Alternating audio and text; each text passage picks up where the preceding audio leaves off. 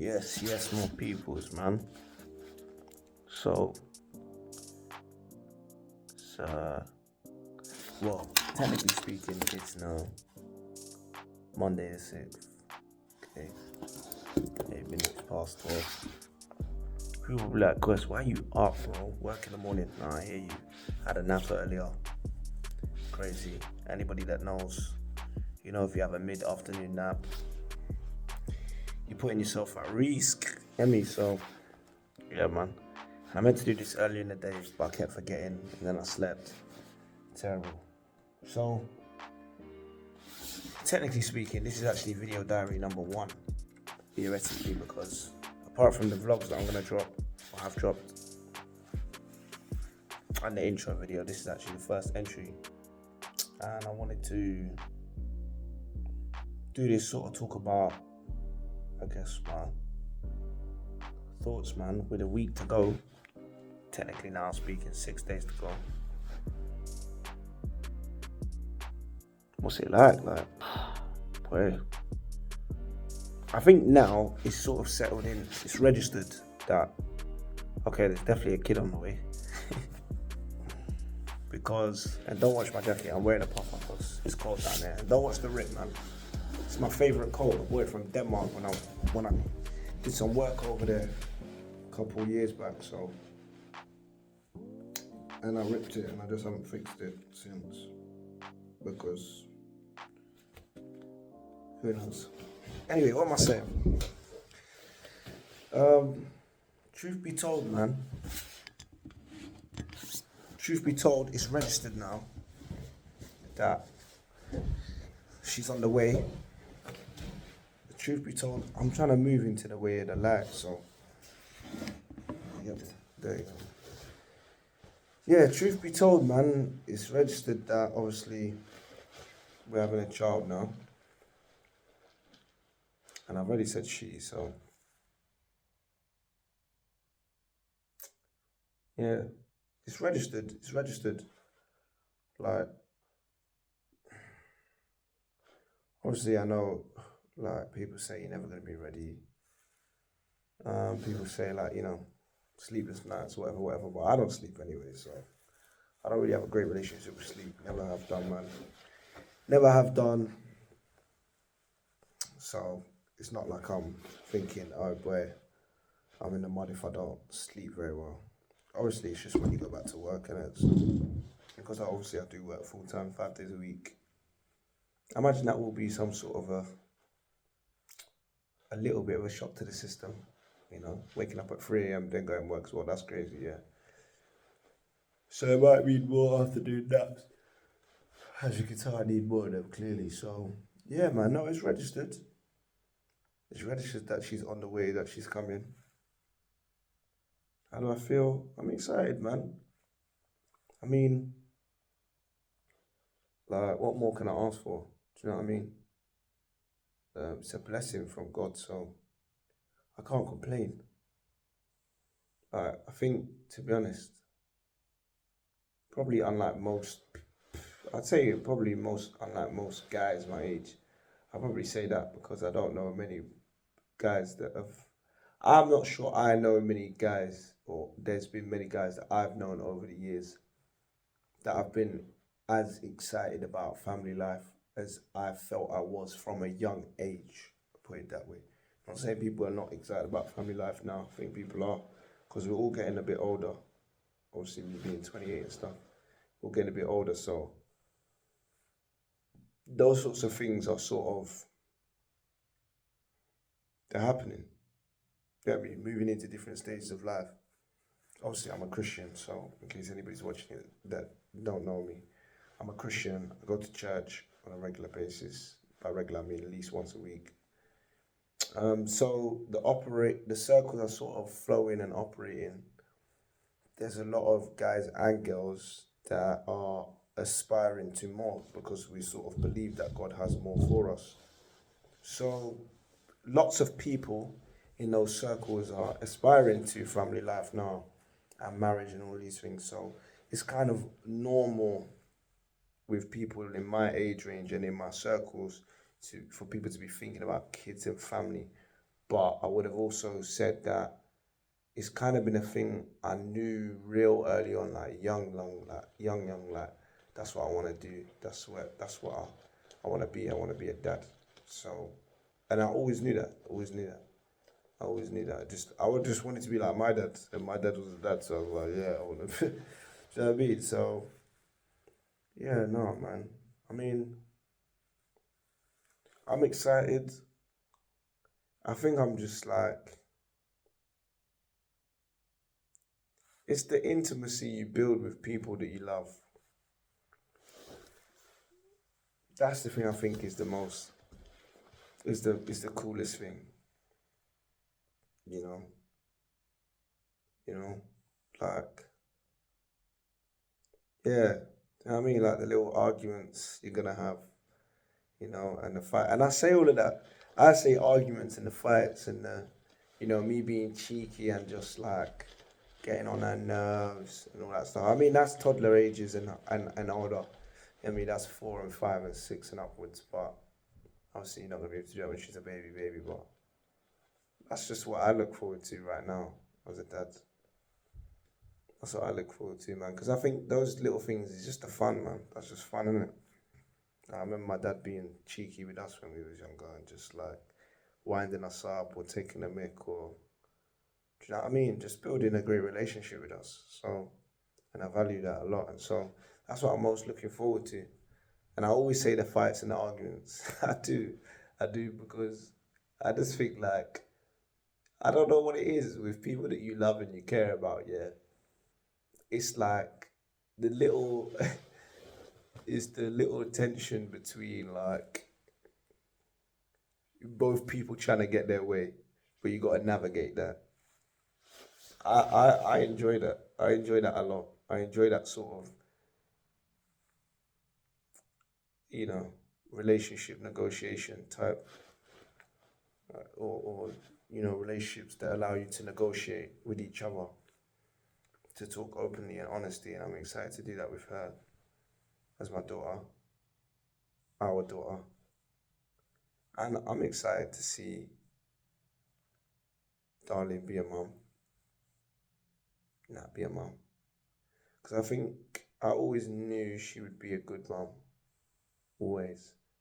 In fact, I remember part of the reason why I was sure I could marry her is because praying about it to God, there was a couple of different dreams I had, but one of the visions I sort of had like in my head, I say vision like I could imagine it in my head.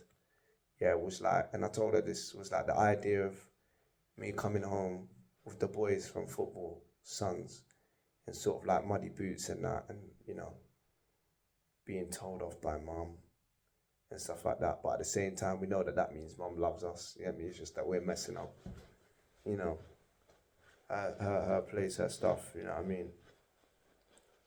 But that sort of idea of that loving family where, you know what I mean? You just, yeah, just somebody that's there to always care for people when they arrive back in their place of peace. Because that's what my mom was like, come home from school and she'd be there sometimes. Not when I was older because she worked a lot more, but when I was younger, and you just come home, mum's there, greeting you. Hello, how's school? And sometimes I don't even say anything, yeah, fine. It's the same with my mum now, like if I go home now, she'll be like, hey, Chris. And I'll just be all shy and that, yeah.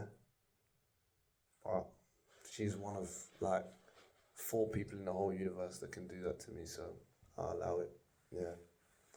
Small time. I'm not really too shy. But yeah, man, no, I'm excited to see Nat be a mum as well because she's just gonna be great. Like, she has taught me to be more courageous in love, to be braver in love because she just exudes trust. And I'm definitely the kind of person that has found it, not even the kind of person, but over the years, I had become the kind of person that struggled to trust because people let you down in friendships. in relationships, in life, family, friends, romantic partners, whatever. People let you down. And when people let you down, it can stay with you. But she's given me the ability to trust, and so I know that that will translate over to parenting as well, and the kindness that she shows and the sacrifices that she makes to make my life a lot easier, regardless, of the situation. She doesn't hesitate to do that. So, yeah, man, it's gonna be fun. I'm excited. I'm excited. I'm excited. I don't look excited right now, but it's because I think I'm thinking about my thoughts. So, I'm excited, man. With a week to go, it just feels weird because now we're at the point where it's kind of like we're just kind of waiting for her to show up. So, and that's how I kind of know she's my kid, because she's just doing things on her own time. I mean, it is a week to go, but I'm so sure she's not going to come on the day, because I just think she's just going to do what she wants to do. It's just what dark Ampadus do. It's how my dad is, how my sisters are, how my mum is. It's just what dark Ampadus do, man. You know what I mean? Ampadu clan and that. That's what we do. We just do things on our time. No rush, no stress, no passa, no wahala. Peace. You know what I mean? That might be stressful for other people, but when we step in the building, peace, calm. You know what I mean? Oh, people be telling me, boy, you're too laid back, boy. I know. Sometimes I need to be better, but yeah, I'm excited, man. I'm excited. I think with a week to go, I was saying sort of 2-3 weeks ago, I just kind of want to get her out now, man. She's been in there so long, been cooking in there, man, incubated in there. Just want her to come out now, and like, just weird to like put your hand on the stomach, on like babes' tummy and that, on her stomach, and like babes all like little babes all in there just kicking around and that. And that's just weird, man, but it's sick. Like, I have to say, like, it's a phenomenon, man. Real phenomenon, man. And I think it's a bit alienish, the way they're in there, all that pushing through the tummy and that. Like, you see that on a horror film, you wouldn't be. You'd be squeamish, but yeah, it's also crazy. It's a weird phenomenon. But just to think, like, what she's even gonna look like. She's gonna have blonde hair, obviously, because my wife is British. You know what I mean? Britannia rule the seas and that. Yeah. She's as British as they come, man. And and we are polar opposites. You see me, dark hair, Emmy, real coarse, curly, dark hair, dark eyes. My eyes are actually brown. I don't know if you'll ever be able to see this really, but my eyes are actually brown, but they just look black. So, but she's blonde hair, blue eyes, pale skin. I'm dark chocolate, baby, 95%. Yeah, me, 100% even, dark chocolate latte, yeah, me. So, yeah, even that, just to think about what she will look like. So, yeah, man. All I can say really off the back of this video is just I'm excited, man. I'm excited. Doesn't feel real yet. Don't feel real yet. With a week to go, that's all I can say is just doesn't feel real yet. So, but it's gonna be good. And sometimes when I talk about her little one, little top. Sometimes when I talk about her to other people, I get emotional. I didn't expect that. That's the one thing I didn't expect, but I just love her, man. And I just explain, obviously, to say, like, being a parent, like, the love you have for your child is different. And I didn't really know how that could be true.